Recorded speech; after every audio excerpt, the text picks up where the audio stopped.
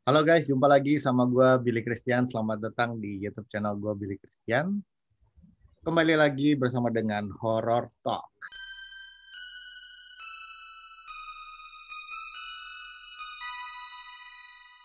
Horror Talk adalah sebuah program baru dari YouTube channel Billy Christian, yaitu di mana kalian bisa men-share pengalaman-pengalaman atau cerita-cerita horor mistis yang menyeramkan.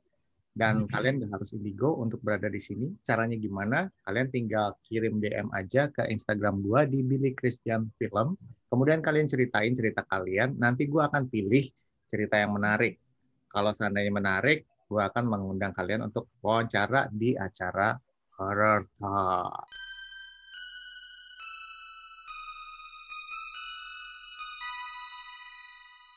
Oke, hari ini gue nggak sendirian tentunya, bersama dengan co-host gue ada Nia Bun dan juga ada bintang tamu namanya Denny Anditama. Kita lihat penampakan mereka ya. Tara, oke. Halo semuanya. Di sini di sebelah kanan gue ada Nia Bun. Dia adalah seorang ibu rumah tangga tapi agak spesial. Nanti dia akan ngebantu gue untuk melihat kejadian-kejadian yang dialami oleh bintang tamu dari segi supranatural, spiritual, dan sebagainya. Oke, Bun? Siap. Nah, kemudian di bawah gue ini ada Akang, Mas, atau apa ya, Koko. Ada Denny Anditama yang juga sudah mengirimkan cerita via DM ke gue. Halo, Denny. Halo semuanya, salam kenal. Oke, kalau begitu kita langsung mulai aja Denny untuk bercerita.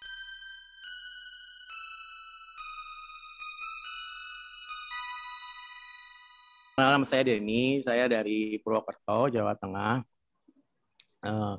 Sebenarnya ceritanya berawal dari waktu dari kecil saya emang nggak pernah ngerasain apa-apa, sampai sekarang juga masih bingung gitu, termasuk indigo kah, sensitif kah, atau gifted kah gitu. Dari kecil itu ya biasa aja, kayak anak kecil biasa, cuma dari umur 8 tahun itu setiap mau tidur itu, kalau anak-anak kecil lainnya takut ada setan atau apa, akunya takutnya itu takut mati.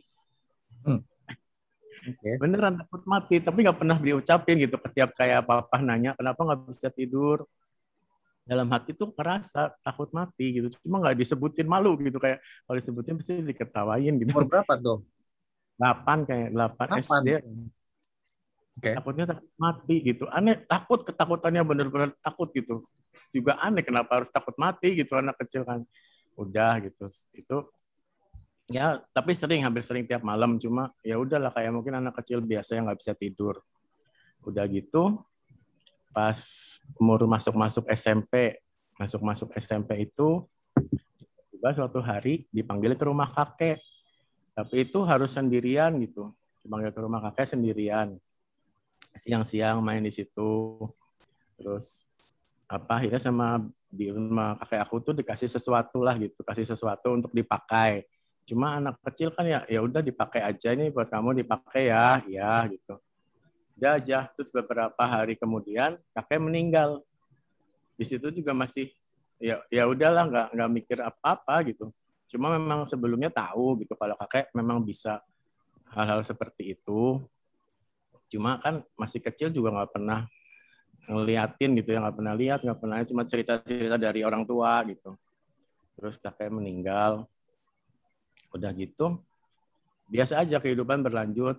Jadi kayak ya masih sekolah SMP, SMA, sampai kuliah di Bandung.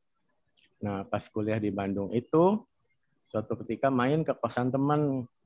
Itu kayak base camp lah gitu, anak-anak kumpul rame. Nah, suatu ketika ada sebelah kamar kosan teteh-teteh gitu. Nah, si teteh-teteh ini bisa baca garis tangan. Nah, satu-satu tuh pada rame gitu ya, nama anak-anak.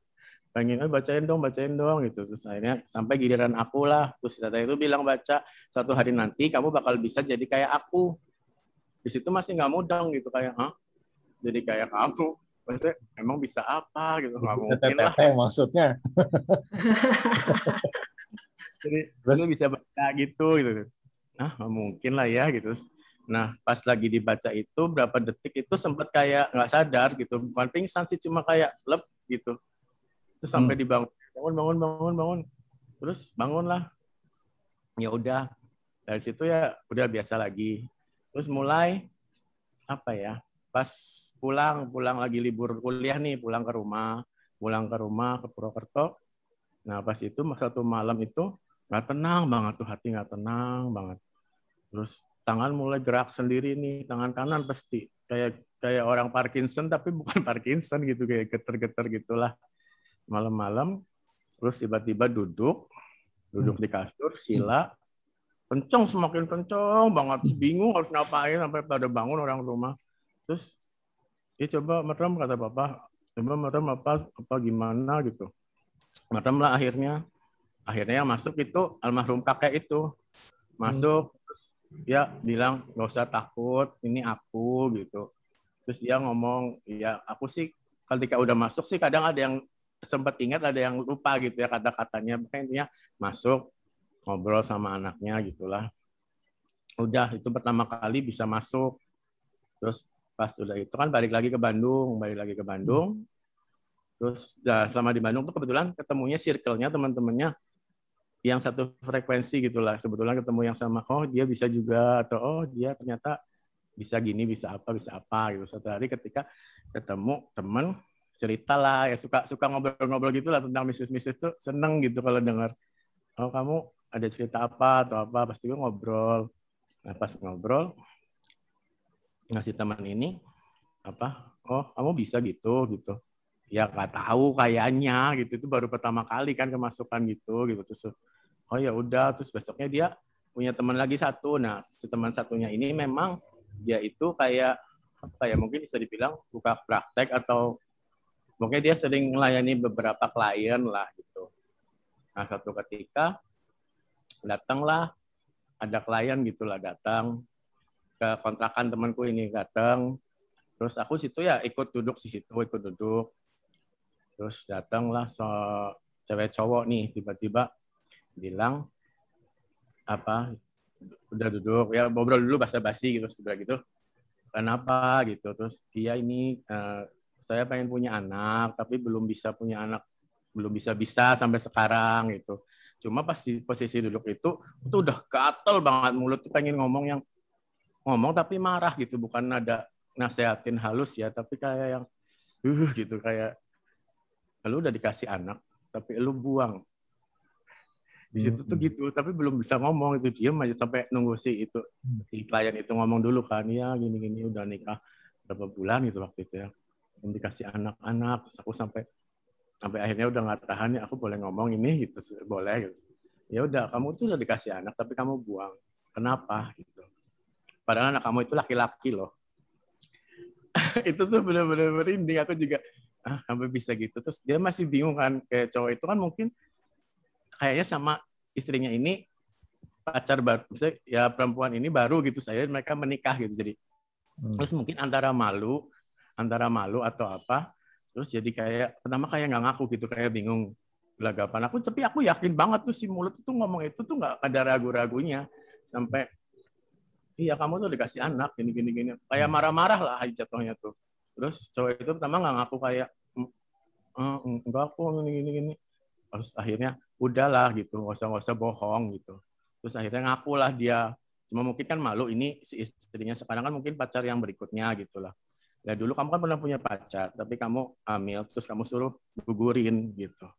Nah di situ tuh ya antara ada dosa juga ya mungkin. Nah tapi si anaknya ini ternyata hidup gitu loh. Maksudnya yang aku juga nggak tahu ya, pokoknya di sana yang aku lihat tuh hidup gitu. Mereka bukan bayi lagi tapi tumbuh ya jadi balita gitulah.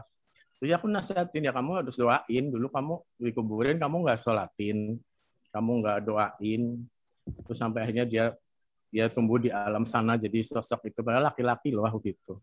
Sampai nangis tuh orang gitu. Aku juga sampai wow, bisa segitunya ya, padahal nggak nyangka kan, aku nggak ngerti lah, bisa tahu dari mana, kenal juga enggak, baru datang orang itu baru datang, tiba-tiba aku langsung tembak gitu, dia diem aja. Ya udah, terus ya udah itu selesai kasus dia, udah pulang lah. Nah terus udah gitu pas lagi ngumpul-ngumpul lagi biasa nih, yaitu sama circle itulah. Ngumpul-ngumpul kan suka ada kayak leluhurnya temanku itu masuk gitu, nasehatin gitu. Masuk itu jadi mediator, nasehatin gitu, bisa ngobrol sampai 1 jam. Ngobrol banyak banget. Ya, aku ya itu aja, ngalir aja gitu, nggak paling capek punggung gitu ya, karena duduk gitu. Ngobrol lama banget. Terus rasanya itu pas ngobrol itu kayak udah waiting list gitu. Kerasa gitu di belakang tuh udah nunggu siapa lagi gitu. Nah, pas yang habis itu masuk yang kedua itu kepo nih gitu kan. Siapa ya? Soalnya aku bisa tahu sosok yang masuk itu ketika dia sudah masuk.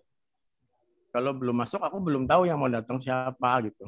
Tapi ketika sudah ada di badan bisa deskripsiin misalnya oh ini tua atau gimana, bajunya apa.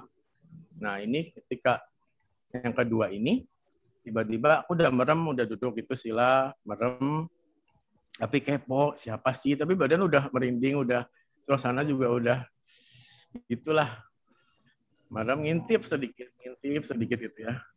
Tapi warnanya monokrom gitu, bukan hitam putih, tapi agak merah-merah bata gitu. Perempuan, rambutnya panjang, tinggi gitu. Kalau pundak aku segini, dia segitu tinggi gitu. Tinggi, lebih tinggi lah, kayak kalau manusia normal duduk, ikutan posisi duduk sila itu, dia pundaknya di sini, tinggi banget gitu. Sosoknya bongsor gitu. Tinggi, pakai mahkota. Ya nggak tahu sih, terus ketika udah masuk baru tahu, yaitu dari Pantai Selatan. Nggak tahu lah itu dari Pantai Selatan. Oh. Nggak tahu itu Ibu Ratu atau bukan. Aku cuma lihat punggungnya juga gede banget, takut gitu. Gede banget, rambutnya panjang. Ya tampak belakangnya doang cuma ngintip. Siapa ya kepo gitu ngintip. Tapi begitu ngintip loh, kok beneran ada gitu. Kok kira kan waktu itu masih 50-50 lah ya, masih ragu-ragu gimana gitu. Tapi begitu ngintip, ada. Ya udah gue merem lagi masuk lah gitu. Ya udah ada komunikasi lah, ditanya-tanya sama anak-anak lah atau ngomong nasihatin apa gitu. Terus itu yang pertama kali lihat itu si sosok itu. Waktu kalau lagi dirasukin gitu, kamu bisa ngedenger nggak percakapan? Bisa awal-awal, tapi nanti kalau udah ngobrolnya udah ngeblend lama itu kayak udah males ya, bingung masa jadi mau dengerin apa enggak, jadi ya udah jadi konsen aja gitu. Tapi rasanya itu ketika masuk nggak dikuasai 100% sih. Jadi 50-50 ya. Jadi rasa cuma kayak aku kegeser dan dia cuma setengah gitu. Jadi sadar, kadang ngelakuin apapun sadar. Cuma ya itu jadi ya nggak bisa, si badan nggak bisa kuasai banget gitu. Gitu. Terus proses keluarnya gimana? Keluar sendiri atau kamu yang keluarin atau gimana? Nah, waktu itu keluar sendiri, dari yang waktu pertama kakek masuk pun itu keluar sendiri. Agak aneh sih gitu, keluar sendiri, tapi keluarnya kasar, waktu itu masih kasar. Jadi keluarnya kayak geblok gitu, ke belakang, jadi harus ada yang nahan teman di belakang, kalau nggak kan kepala kena tembok gitu atau apa, masih kasar gitu, tapi keluar sendiri gitu. Sometimes keluar sendiri, tapi banyaknya yang masuk itu waktu awal ya baik, kalau feeling aku sih baik-baik gitu loh, kan kita pakai hati ngerasain ya, misalnya, oh ini sosok ini jahat atau sosok ini gimana, tapi rasanya baik gitu. So mereka sampaikan, yang mereka ucapkan itu nasihat hal baik, tidak pernah mengajarkan untuk jahat gitu, untuk ngapain atau semuanya nasihat petua harus gimana ngapain gitu sih. Bisa kamu kontrol kalau seandainya kamu tahu bahwa yang masukin kamu itu jahat, kamu bisa kontrol supaya mereka nggak masuk atau gimana? Bisa sih. Bisa dikontrol, tapi kadang ya kalaupun jahat masuk pasti ada tujuannya, dia ngomong apa gitu, paling nyampein misalnya dia nggak suka kenapa gitu. Itu bisa, tapi jarang itu, biasanya yang baik-baik gitu, yang jahat masuk tapi ada tujuannya ngapain gitu. Efeknya ke tubuh kamu apa tuh setelah kamu kerasukan gitu? Setelah itu capek. Banget, lemes, aus, capek, sakit punggung, pasti tulang punggung tengah itu sakit banget. Oke, kalau begitu mari kita bahas. Gimana Bun? Menurut Bun gimana tuh Bun? Menarik banget ya Kak Denny ceritanya. Di umur 8 tahun Kak Denny udah merasakan yang namanya takut mati. Itu kan ya, jarang ya, sangat jarang terjadi sama anak-anak. Biasanya kalau anak-anak yang punya kemampuan itu kan lebih kebanyakan penglihatan sih, ke penglihatan. Tapi kalau buat dapet rasa sampai takut mati, berarti mungkin Kak Denny waktu masih kecil itu ada kemungkinan pernah melihat proses yang namanya kehidupan setelah kematian. Jadi bisa jadi dari situ jadinya kenapa alasannya bisa sampai ada timbul rasa takut mau mati ya. Terus yang poin yang kedua yang aku note itu pas waktu kakek Kak Denny mau meninggal itu Kak Denny dikasih barang ya? Iya, bukan ya sesuatu lah kayak barang gitu. Oke, barangnya masih disimpan sampai sekarang? Hilang. Hilang. Iya, jadi waktu itu pas kerja di Jakarta, aku mandi, aku lepas, hilang. Terus lupa, mungkin nggak ketinggalan di kamar mandi atau apa, tapi hilang gitu. Oke, nah itu dia kenapa jadinya banyak gangguan, banyak segala macam itu karena itunya hilang sih. Sebenarnya itu kan proteksi sih Kak. Jadi perlindungan buat diri Kak Denny sendiri karena memang yang aku lihat kakak ini kan badannya memang bisa dipakai buat mediumisasi kan. Dan maksudnya nggak semua orang punya kemampuan seperti itu juga. Nah, mediumisasi pun maksudnya levelnya pun beda-beda ya. Kan ada juga yang bisa kemasukan kayak contohnya sosoknya kayak kuntilanak, pocong, dan lain-lain. Tapi ada juga mediumisasi yang hanya bisa kemasukan sosok atau energi yang tingkat dan levelnya sudah tinggi. Nah, biasanya kalau udah kemasukan yang sosok dan levelnya sudah tinggi, itu udah otomatis tidak akan pernah bisa kemasukan yang namanya kuntilanak, pocong, dan kawan-kawan. Karena badannya sendiri itu pasti akan nolak. Dia nggak bakal terima yang level-levelan kayak gitu. Nah, kenapa pada saat Kak Denny mau mediumisasi, itu tidak bisa lihat sosok apa yang mau masuk ke badan Kak Denny, itu dikarenakan energi dari sosok tersebut itu terlalu besar. Jadi kalau energinya sudah besar, biasanya mereka bisa pilih, mereka mau kasih lihat kita atau tidak. Gitu. Jadi kenapa kadang-kadang memang ada beberapa kasus juga yang misalnya orang mediumisasi dan mereka tidak tahu tuh sosok apa yang masuk ke dalamnya kayak gitu. Mereka bisa benar-benar tutup rapat, nggak mau kasih tahu kalau identitas asli mereka itu siapa. Terus yang selanjutnya aku cuma pengen kasih tahu hati-hati. Hati-hatinya karena gini Kak, yang namanya kita mediumisasi, kadang-kadang kan kita menyampaikan suatu informasi dong dari sosok yang masuk ke dalam badan kita kan. Nah, informasi ini sebenarnya agak rawan juga. Apakah kita bisa percaya 100% atau enggak? Ya sama lagi, balik lagi kayak gini, kita dapat informasi kan kita nggak bisa telan bulat-bulat penuh-penuh gitu. Dan kita belum tahu kebenarannya apakah benar atau tidak. Dan takutnya yang masuk itu bisa jadi jin yang bisa berubah bentuk. Jadi bukan sosok aslinya. Nah itu maksudnya maksudnya gini, kalau spiritual itu kan kita itu dimensinya berlapis-lapis ya. Mungkin bisa jadi yang kita lihat atau informasi yang kita dengar itu cuma baru lapisan pertama atau lapisan kedua. Jadi kita belum terlalu dalam, informasi pun yang kita dapat masih separuh-separuh, belum bulat gitu. Jadi kalau suatu saat misalnya Kak Denny dapat informasi, jadi lebih baik dicerna dulu, dipikir dulu, baru disampaikan. Karena kadang-kadang nggak semuanya 100% itu benar. Begitu sih, Kak. Tapi maksudnya gini, kalau misalnya memang ada sosok yang datang, biasanya sehebat apapun jin yang bisa menyerupai sosok tersebut, mereka biasanya suka ada satu identitas yang tidak bisa ditiru. Apa tuh? Jadi kalau dari baju, itu pasti ada detail yang tidak bisa ditiru. Ya contohnya misalnya, kalau misalnya dari pantai selatan, mereka kan identik dengan ukiran naga. Nah, si naganya ini pasti selalu ada di mana-mana. Entah itu di kereta kencana, entah itu di baju, itu pasti ada logo naga tersebut. Nah, kalau suatu saat melihat sosok yang tidak ada naganya, nah itu berarti jin yang menyerupai, bukan sosok asli. Kayak gitu sih, Kak.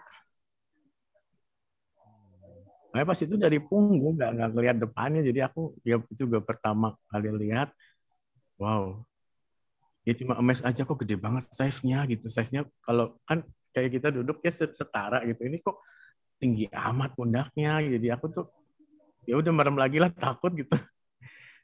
Jadi nggak tahu, lihat bajunya juga enggak, cuma satu warna. Kelihatan bajunya apa, cuma pakai ini doang sini, kayak gelang yang di sini, yang di lengan itu udah kayak dari belakang sih kayak kemben ya gitu kan, rambutnya panjang, tapi nggak kelihatan apa-apanya. Soalnya kan di Pantai Selatan juga kan banyak ya sosoknya ya. Mungkin yang paling terkenal itu adalah orang sebutnya Nyi Roro Kidul. Ada juga Kanjeng Ratu Kidul. Ini kan dua sosok yang berbeda ya. Ini kita berbicara dua sosok yang berbeda. Kalau ngomongin Pantai Selatan memang agak berat, pembahasan yang agak berat ya menurut aku pribadi ya. Karena kan memang banyak banget sosok yang kadang-kadang orang lihat ini disangkanya ini gitu. Jadi nggak relevan sih. Terus kadang-kadang ya maksudnya kan kayak Pantai Selatan itu pasti dikait-kaitkan sama ya banyak-banyak kejadian yang sebenarnya bukan salah mereka gitu. Ya kadang-kadang maksudnya gini, kita itu terlalu cepat mengambil keputusan kalau misalnya apa-apa itu dikaitkan kepada mistis. Padahal sebenarnya enggak gitu. Kayak contoh orang pergi ke pantai tiba-tiba tenggelam, terus mereka bilang, oh ya ini katanya Ratu Pantai Selatan minta tumbal. Enggak kayak gitu sebenarnya. Ya karena maksudnya faktor lainnya adalah dia nggak bisa berenang di laut, karena kan berenang di laut dengan berenang di kolam renang tuh beda ya.